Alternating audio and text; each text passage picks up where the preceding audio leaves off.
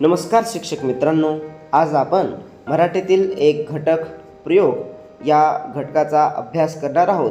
त्याचबरोबर शिक्षक पात्रता परीक्षा म्हणजेच महाटेटमध्ये प्रयोग या घटकावर विचारलेल्या सर्व प्रश्नांची उत्तरे सुद्धा पाहणार आहोत. तत्पूर्वी चॅनलला जर नवीन असाल तर सबस्क्राईब करायला विसरू नका, कारण यापुढील सर्व घटकांची तुम्हाला प्रश्न उत्तरे या चॅनलवर उपलब्ध होतील.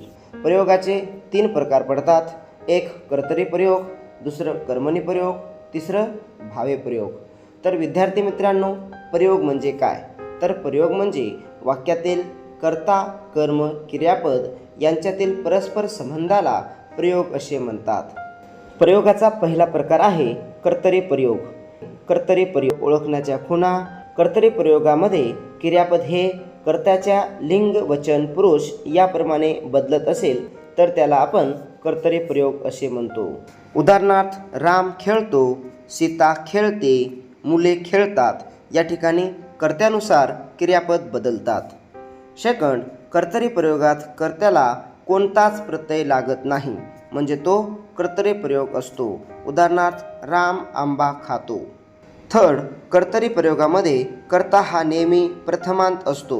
उदाहरणार्थ, श्याम शाळेत जातो. कर्तरी प्रयोगात कर्म हे कधी प्रथमांत असतो. उदाहरणार्थ, राम फळ खातो. तर कधी कर्म हे द्वितीयांत असतो. उदाहरणार्थ, राम मुलाला बोलावतो. कर्तरी प्रयोगाचे 2 प्रकार पडतात. फर्स्ट, सकर्मक कर्तरी प्रयोग. ज्या कर्तरी प्रयोगातील क्रियापद सकर्मक असते तेव्हा त्यास सकर्मक कर्तरी प्रयोग असे म्हणतात. उदाहरणार्थ, मधु पुस्तक वाचते. सेकंड, अकर्मक कर्तरी प्रयोग. ज्या कर्तरी प्रयोगातील क्रियापद अकर्मक असते त्यास अकर्मक कर्तरी प्रयोग असे म्हणतात. उदाहरणार्थ, सचिन आकर्षक खेळतो. सेकंड प्रयोग आहे कर्मणी प्रयोग. ज्या वाक्यातील क्रियापद कर्माच्या लिंग, वचन, पुरुष याप्रमाणे बदलते तेव्हा त्याला कर्मणी प्रयोग असे म्हणतात. कर्मणी प्रयोग ओळखण्याच्या खुणा. कर्मणी प्रयोगामध्ये कर्म हे नेहमी प्रथमांत असते, म्हणजेच कर्माला कधीच प्रत्यय लागत नाही. उदाहरणार्थ, सचिनने शतक काढले.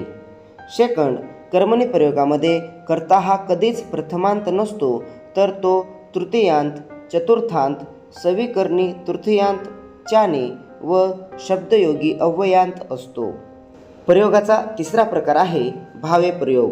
ज्या वाक्यातील क्रियापद कर्त्याच्या किंवा कर्माच्या लिंग, वचन, पुरुष याप्रमाणे बदलत नसून ते नेहमी तृतीय पुरुषी, नपुंसकलिंगी, एकवचनी असे स्वातंत्र्य असते तेव्हा अशा प्रकारच्या वाक्यरचनेस भावे प्रयोग असे म्हणतात.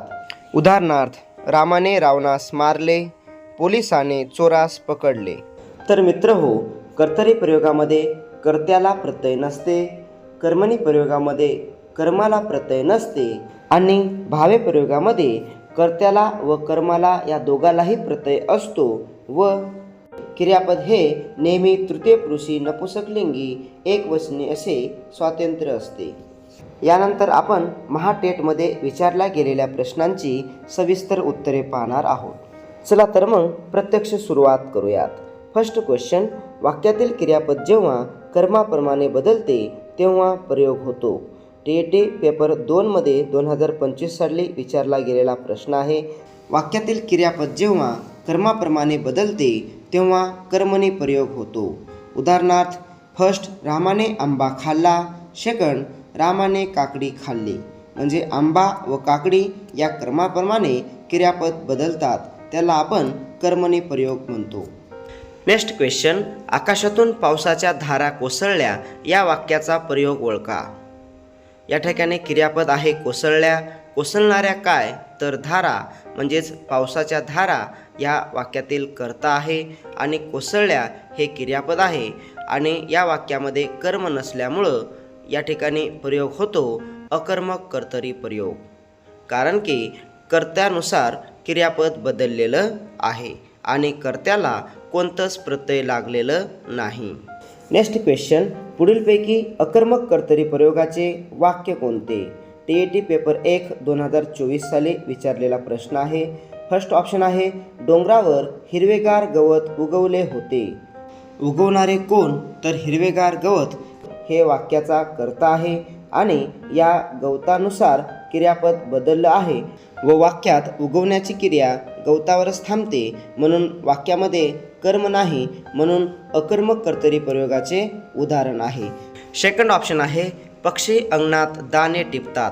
टिपणारे कोण? पक्षी. काय टिपतात? दाणे. याच्यामध्ये कर्म आहे म्हणून अकर्मक कर्तरी होऊ शकत नाही. आणि तिसऱ्या व चौथ्या वाक्यामध्ये श्रावणीने ताईने या कर्त्याला प्रत्यय लावलेला आहे म्हणून ते कर्तरी प्रयोग होऊ शकत नाही.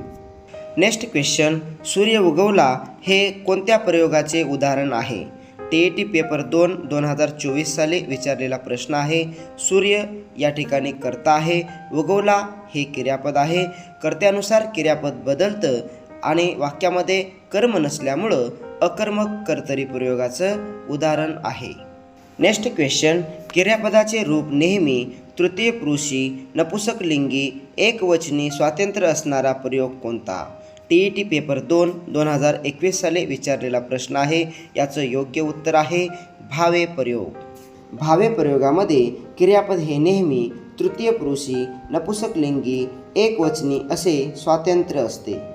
नेक्स्ट क्वेश्चन, कोणत्या प्रयोग प्रकारात कर्म प्रथमांत असतो आणि कर्ता प्रथमांत कधीच नसतो? कोणत्या प्रयोग प्रकारात कर्म प्रथमांत असते? तर कर्मणी प्रयोग प्रकारामध्ये कर्म प्रथमांत असते. म्हणजेच कर्मणी प्रयोगामध्ये कर्माला कोणताच प्रत्यय लागत नाही आणि कर्ता प्रथमांत कधीच नसतो म्हणजे कर्त्याला प्रत्यय लागलेलं असतं. नेक्स्ट क्वेश्चन, वाक्यातील कर्ता कर्म क्रियापद यांच्यातील परस्पर संबंधाला काय म्हणतात? TET पेपर 2 2017 साली विचारलेला प्रश्न आहे. योग्य उत्तर आहे कर्ता कर्म क्रियापद यांच्यातील परस्पर संबंधाला प्रयोग असे म्हणतात. नेक्स्ट क्वेश्चन, पुढीलपैकी कोणत्या नावाचा प्रयोग असू शकत नाही? TET पेपर 2 2016 साठी विचारलेला प्रश्न आहे. या प्रश्नाचं योग्य उत्तर आहे अकर्मक कर्मणी प्रयोग असू शकत नाही, कारण की कर्म नसताना अकर्मक कर्मणी प्रयोग कसा होऊ शकेल? बाकी तिन्ही अकर्मक कर्तरी, सकर्मक कर्तरी व कर्म कर्तरी प्रयोग असतात. नेक्स्ट क्वेश्चन, तृतीय पुरुषी एकवचनी नपुसकलिंगी असे स्वातंत्र्य क्रियापद असणारा प्रयोग कोणता? TET पेपर 2 2014 साली विचारलेला प्रश्न आहे. त्याचं योग्य उत्तर आहे भावे प्रयोग, कारण की भावे प्रयोगामध्ये तृतीय पुरुषी एकवचनी नपुसकलिंगी असे स्वातंत्र्य क्रियापद असणारा प्रयोग होय. नेक्स्ट क्वेश्चन, सहलीस जाताना कात्रजजवळ उजाडले या वाक्यातील प्रयोग ओळखा. TET पेपर 1 2013 साली विचारलेला प्रश्न आहे. त्याचं योग्य उत्तर आहे भावकर्तरी प्रयोग. भावकर्तरी भावे प्रयोगाला अकर्तक भावे प्रयोग असे म्हणतात. यामध्ये मळमळते, सांजावले, गडगडते, उजाडले अशी क्रियापदे येतात. अशा प्रकारे आज आपण शिक्षक पात्रता परीक्षा म्हणजेच महाटेटमध्ये विचारल्या गेलेल्या प्रश्नांची सविस्तर उत्तरे पाहिली आहेत. जर व्हिडिओ आवडला तर निश्चित चॅनलला सबस्क्राईब करा. धन्यवाद.